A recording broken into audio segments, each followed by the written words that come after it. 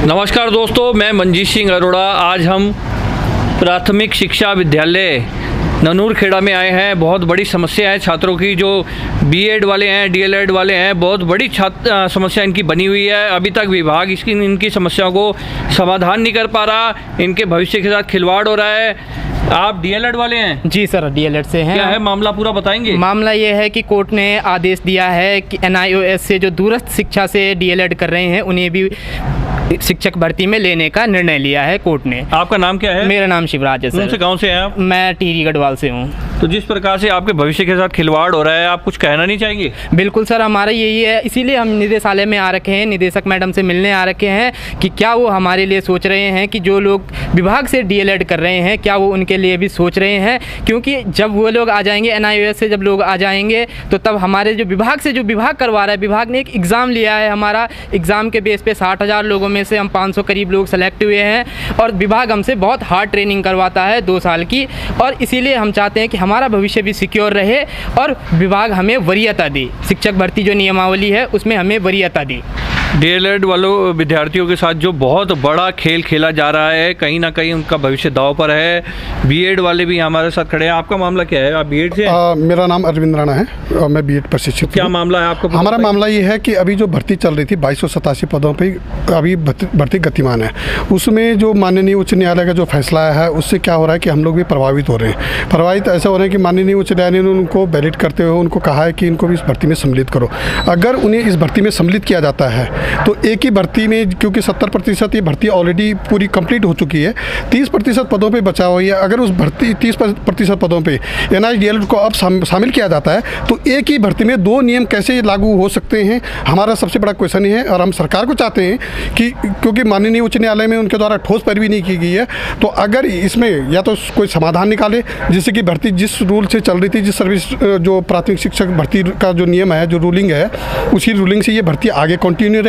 अगर आगे इनको कोई समस्या है कंटिन्यू रखने में तो माननीय सर्वोच्च न्यायालय में जाए, वहाँ ठोस पैरवी करे ताकि जो ये भर्ती जिस नियम के अधीन आ रखी है उस नियम से ही पूर्ण हो। और जी, बहुत बड़ी बात है जिस प्रकार से प्रदेश में, उत्तराखंड प्रदेश में शिक्षकों के साथ जिस प्रकार से बहुत बड़ा जो अन्याय कहेंगे हो रहा है।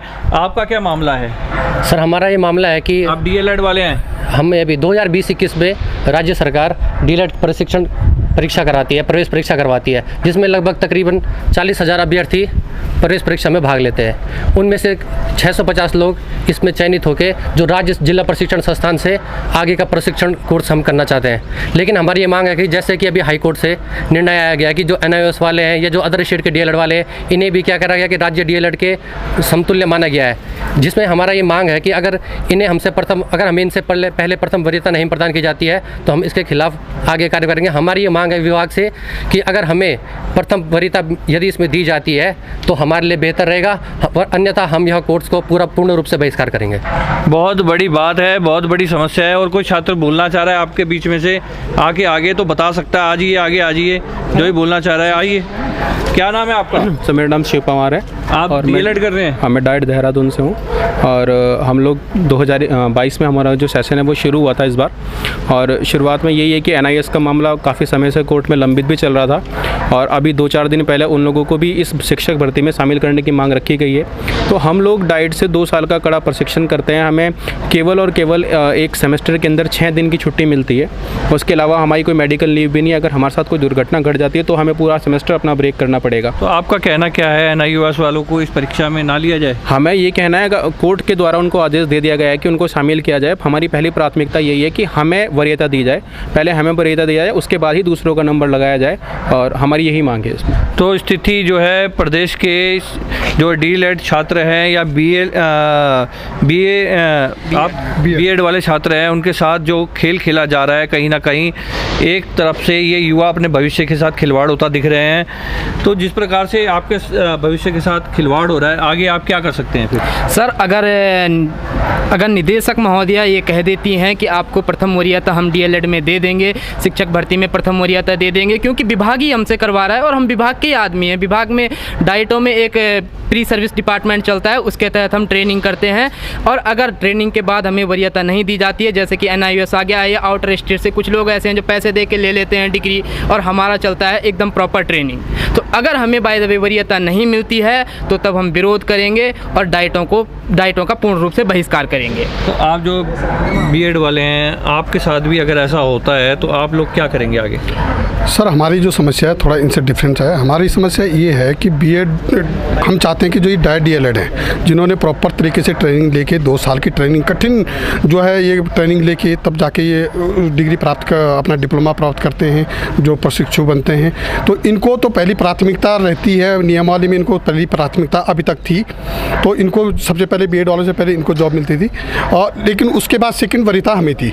लेकिन NIH DELED के बीच में आने से, क्योंकि वो लगभग 37,000 लोग हैं, अगर उनको, क्योंकि उन्होंने सिर्फ संडे को अपना कोर्स कंप्लीट किया है, वो भी 18 महीने के अंदर, तो 18 महीने में से 72 दिनों के अंदर उन्होंने जो है अपनी जो है डिप्लोमा अर्जित किया है। तो ऐसा डिप्लोमा जो एक नितांत अस्थायी था कि ठीक है, जो अनट्रेंड टीचर हैं जो ऑलरेडी प्राइवेट स्कूल में पढ़ा रहे हैं, उनको सरकार ने उनको फॉर्मेलिटी के लिए पूर्ण करना था कि हाँ उनको उनकी जो क्वालिफिकेशन है वो एज अ टीचर के लिए जो मिनिमम रिक्वायरमेंट है वो पूरी हो जाए। तो उसके लिए एक 1 टाइम कोर्स चलाया गया था। उस 1 टाइम कोर्स में 14 लाख लोगों को पैन इंडिया के अंदर इन्होंने जो है कोर्स करवाया गवर्नमेंट ने।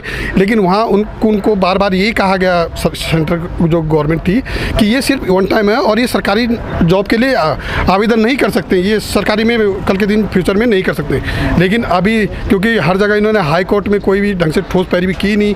पहले जहाँ NCTA और MHRD ये कहते थे कि ये हमारा इन सर्विस टीचर प्रोग्राम है और इसमें जो है ये वैलिड नहीं है टीचर के लिए, अब वही अपने वक्तव्य चेंज करता है और कहता है कि माननीय न्यायालय में जब जाता है केस तो वहाँ कहते हैं कि ठीक है हम इनको वैलिड मानने को तैयार हैं, क्योंकि अगर वो नहीं इनवैलिड मानते तो जो उन्होंने 14 लाख। तो आपका साफ पे कहना है DELED और BED वालों को प्राथमिकता दी जाए। NIOS से जो करके आ रहे हैं वो सिर्फ 72 दिन का कोर्स करके आ रहे हैं, उनको जो है प्राथमिकता नहीं देनी चाहिए। आपके भविष्य के साथ खिलवाड़ हो रहा है। आप लोग 2-2, 3-3 साल से कोर्स करते हैं, उसके बाद सरकारी जो है आप जुड़े हुए हैं सरकार से, तो कहीं ना कहीं इनकी मांग भी सरकार। सबसे जो मैं आपके संज्ञान में लाना चाहता हूँ, हमारा जो प्रॉब्लम ये है कि अगर भर्ती अभी गतिमान चल रही है, उस भर्ती को विभाग अगर उसमें 20 भर्ती में जहाँ सारी ऑलरेडी काफ़ी हद तक पदों पे हो चुका है, 2648 पद थे, उसमें से 1800 कुछ पद जो है विभाग द्वारा भर दिए गए, 600 पद बचे हुए हैं, उनमें कैसे इन 350 लोगों को जो याचिकाकर्ताओं को लाभ मिला है उनको एडजस्ट नहीं करना चाहिए सरकार को। इसके लिए कोई अच्छा सा एक कोई रास्ता निकाले, उनको इस भर्ती से बाहर करे और इस भर्ती को किसी भी तरह से जिस नियम से चले वैसे संपन्न कर ले। हमारी तो ये छात्र जो इकट्ठे हुए हैं ये NIOS के विरोध में है कि जो उनको प्राथमिकता दी जा रही है, कुल मिला के ये है।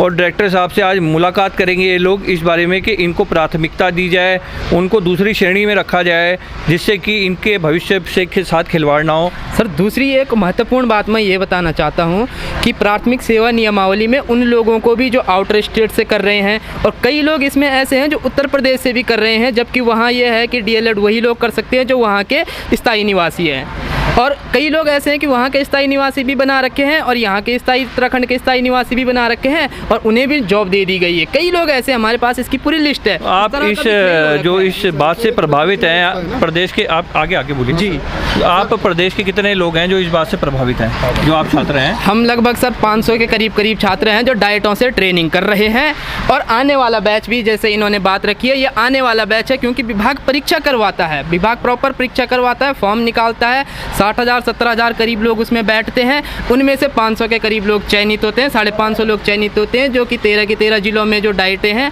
वहाँ से 2 साल का कठिन परिश्रम करते हैं, कठिन प्रशिक्षण करते हैं। इसके बावजूद भी यदि कोई आउटर स्टेट या NIOS हमारे बीच में आ जाता है तो ये बड़ी दिक्कत की बात होती है, क्योंकि हम विभाग के ही हुए हैं। सर एक प्रश्न चिन्ह हमारा जो सिलेक्शन प्रोसेस है उस पर भी उठता है कि पिछली बार भी पिछले बैच में ये हुआ कि जो उत्तर प्रदेश है, उत्तर प्रदेश से कई ऐसे जो व्यक्ति हैं उनको चयनित कर लिया गया है कि हम तो ये कहते हैं कि जब यहाँ की नियमावली, जब जो उत्तर प्रदेश है वहाँ जो डाइट का प्रशिक्षण वही ले सकता है, डाइट से DELED वही व्यक्ति कर सकता है जो वहाँ का स्थायी है। तो प्रश्न चिन्ह ये उठता है कि वहाँ से आपने कि DELED कर लिया, लेकिन उत्तराखंड जो है यहाँ पर आप प्राथमिक शिक्षक मतलब कैसे बन गए कि एक व्यक्ति का 2 जगह स्थायी तो नहीं हो सकता। तो युवक का बहुत बड़ा सवाल है, जिस प्रकार से उत्तर प्रदेश के लोगों को ले लिया जाता है उत्तराखंड की, इसका जांच का विषय है, इस पर जांच होनी चाहिए और उत्तराखंड के अधिकारियों को इस तरफ सोचना चाहिए कि उत्तर प्रदेश वालों को अगर नौकरी मिल रही है तो उत्तराखंड के युवा कहाँ जाएंगे। तो आप BED के कितने लोग हैं जो इस बात से प्रभावित हैं अभी? सर अभी जो भी चयन प्रक्रिया होनी है, जो बचे हुए पद हैं उसमें सारे BED वालों का ही अधिकतम उनका चयन होगा। कितनी संख्या होगी? 1000, 1500, 2000? जी मतलब हम लोग वैसे बीएड तो 1 लाख से ऊपर हैं, लेकिन जो इस भर्ती में जिनका चयन होना है वो लगभग 1000 के आसपास अभ्यर्थी ऐसे हैं जिनका चयन। उत्तराखंड के युवाओं के साथ, भविष्य के साथ जिस प्रकार से खिलवाड़ हो रहा है, मैं भी शिक्षा मंत्री जी से निवेदन करूंगा। मंत्री जी आप बहुत अच्छे व्यक्ति हैं, मैं आपसे कई बार मिल चुका हूं। मुख्यमंत्री जी आप बहुत अच्छे व्यक्ति हैं, आप इनके भविष्य के साथ खिलवाड़ ना होने दें। उत्तराखंड के युवा के साथ जिस प्रकार से खिलवाड़ हो रहा है वो नहीं होना चाहिए। मुख्यमंत्री जी से निवेदन है। प्रधानमंत्री जी भी यहाँ रैली निकाल गए हैं, उन्होंने कहा है उत्तराखंड का पानी, उत्तराखंड की जवानी खराब नहीं होगी। इसीलिए मेरा भी आपसे यही निवेदन है प्रधानमंत्री, मुख्यमंत्री जी और मंत्री जी कि इनके भविष्य के साथ खिलवाड़ ना किए जाए, कहीं ना कहीं ये आंदोलन पर मजबूर ना हो जाए। धन्यवाद। मनजीत सिंह अरोड़ा, मानव चेतना चैनल से। सर एक महत्वपूर्ण बात में महत्वपूर्ण युवा बता रहा है, एक महत्वपूर्ण बात मैं अपनी बात रख रहा हूँ डायरेक्ट डीएलएड की तरफ से आपके चैनल के माध्यम से, कि सरकार अगर नियमावली में किसी को भी लेती है, चाहे वो आउटर स्टेट को ले रही है, NIOS को ले रही है, किसी को भी ले रही है, वो बाद में वो सेकेंडरी है। सबसे पहले अगर विभाग हमसे ट्रेनिंग करवा रहा है, विभाग हमसे फीस ले रहा है और विभाग अपने संस्थानों में डाइट जिसे कहते हैं उसमें हमारी ट्रेनिंग करवा रहा है, तो हमें प्रथम वरीयता दे दी जाए।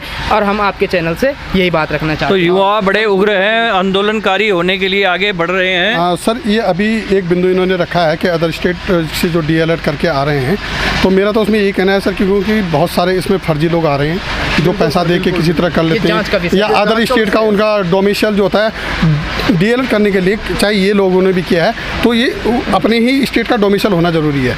उनका अगर डोमिसाइल अपनी स्टेट का, तभी वो अपने वहाँ से डायरेक्ट से डीएलएड कर सकते हैं, लेकिन लोग बात करके आ रहे हैं। तो मेरा ये कहना है कि ये जो भी other state DElEd, direct DElEd को छोड़ के, जो उत्तराखंड के डीएलएड है उनको छोड़ के, जो भी डीएलएड अभ्यर्थी जो अभी तक भी आपने जिनको जॉब दी है या आगे भी जो अभी इसमें बचे हुए हैं अप्लाई कर रहे हैं, उनके पहले गहन जांच की जाए, उसके बाद ही उन्हें नियुक्ति पत्र उनके निर्गत किए जाएँ। तो बहुत बड़ी बात है। मंत्री जी ने, मैंने प्रधानमंत्री जी से भी निवेदन किया है, मुख्यमंत्री से भी और मंत्री से भी, कि इनके भविष्य के साथ खिलवाड़ नहीं होना चाहिए। मंत्री जी, वो उत्तराखंड का पानी जिस तरह और जवानी कहते हैं बर्बाद नहीं होनी चाहिए, इस पर खास तौर पे हमें ध्यान देना चाहिए। धन्यवाद। मनजीत सिंह अरोड़ा, रफ्तार जी के साथ। धन्यवाद। Thank you sir.